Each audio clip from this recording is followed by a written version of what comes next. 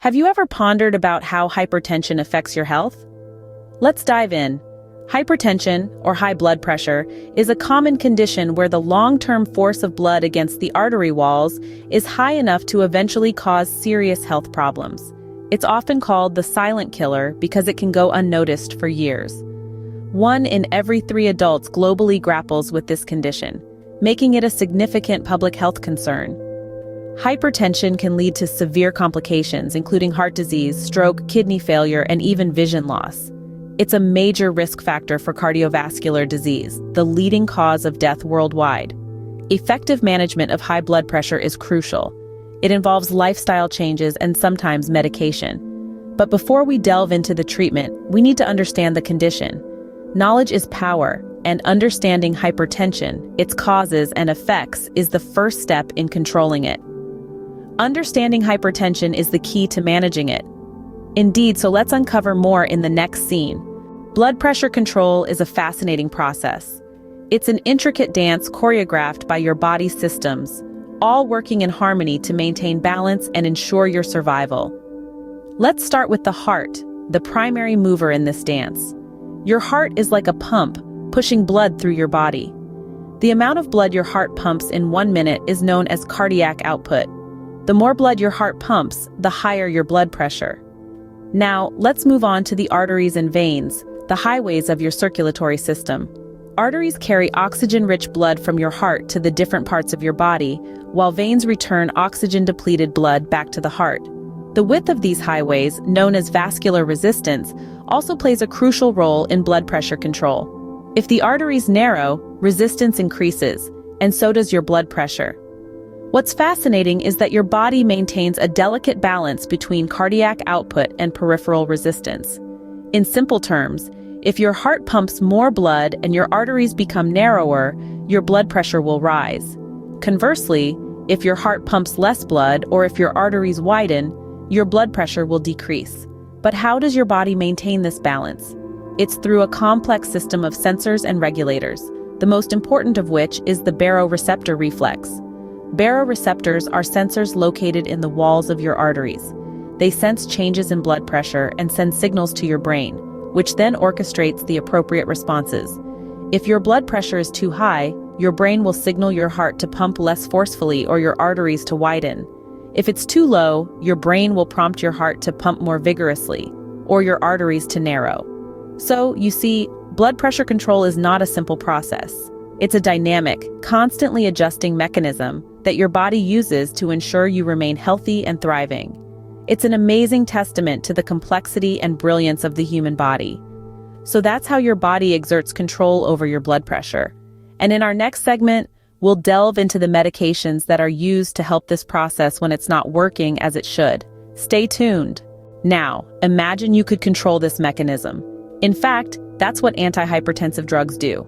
They are our life-saving tools in the fight against high blood pressure. Let's take a look at the various classes. Firstly, we have the angiotensin-converting enzyme inhibitors, or ACE inhibitors for short. These include drugs like captopril, enalapril, and lisinopril, amongst others. Then we have the angiotensin receptor blockers, known as ARBs. Examples of these are losartan and valsartan. There's also a class of drug called the direct renin inhibitors, with aliskiren being a prime example. Next, we have the calcium channel blockers, including diltiazem and verapamil. Then there are diuretics, which come in several types: thiazides, loop diuretics, and potassium-sparing diuretics. We also have sympatholytic agents, which include centrally acting sympatholytics, beta-adrenergic blockers, and alpha-adrenergic blockers. Lastly, we have vasodilators, which are further classified into arteriolar dilators, primarily venodilators, and combined arteriolar and venodilators. These drugs, each with their unique properties, help us manage hypertension. Let's delve deeper into each of these classes. We begin with the angiotensin-converting enzyme, or ACE inhibitors. Think captopril, enalapril, and lisinopril, among others. These inhibitors work by blocking the production of angiotensin II, a hormone that constricts blood vessels. By inhibiting this hormone, blood vessels relax and widen, easing blood flow, and thus lowering blood pressure.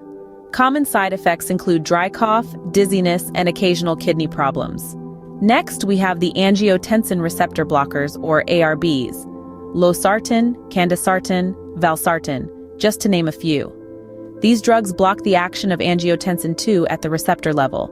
This allows blood vessels to stay open and keeps blood volume down, resulting in lower blood pressure.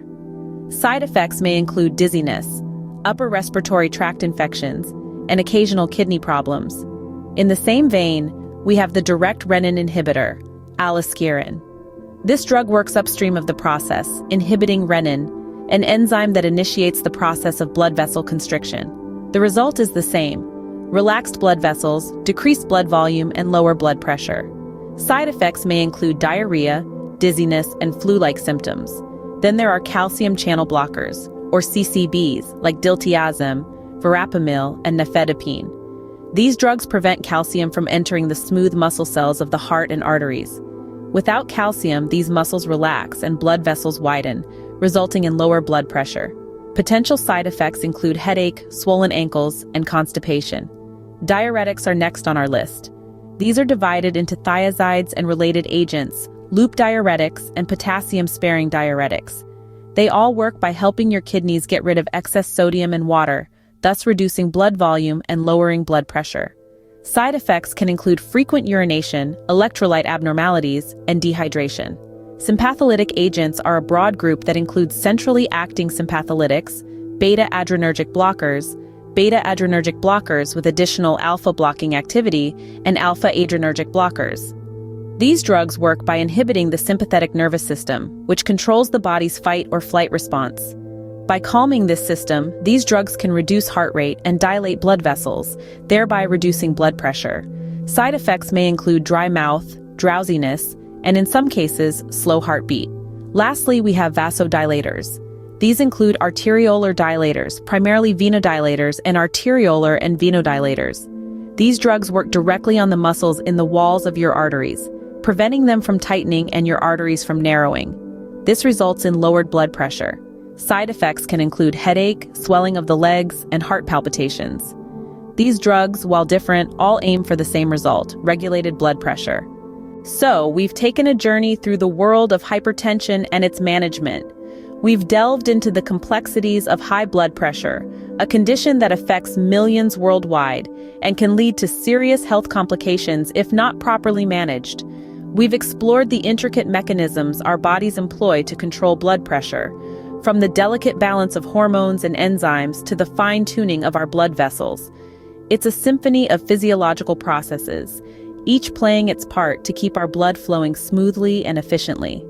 Together, we've ventured into the diverse range of antihypertensive medications available today. From angiotensin-converting enzyme inhibitors and angiotensin receptor blockers to direct renin inhibitors, calcium channel blockers, and diuretics. Each of these classes of drugs plays a unique role in managing hypertension, yet they all share a common goal: to lower blood pressure and reduce the risk of hypertension-related complications.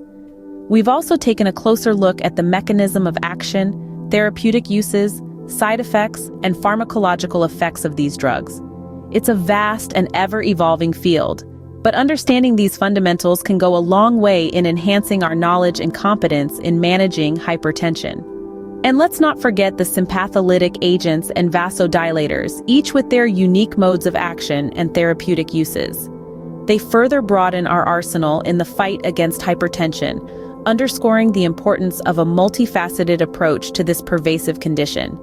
In summary, understanding hypertension, the mechanisms controlling blood pressure, and the role of antihypertensive drugs is vital. It informs our approach to managing this condition and ultimately improves patient outcomes.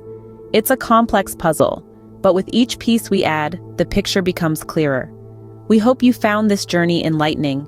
The world of hypertension management is vast and intricate, but every step towards understanding it is a step towards better health. Continue exploring, continue learning, and continue striving for knowledge. Don't forget to subscribe for more captivating health-related content.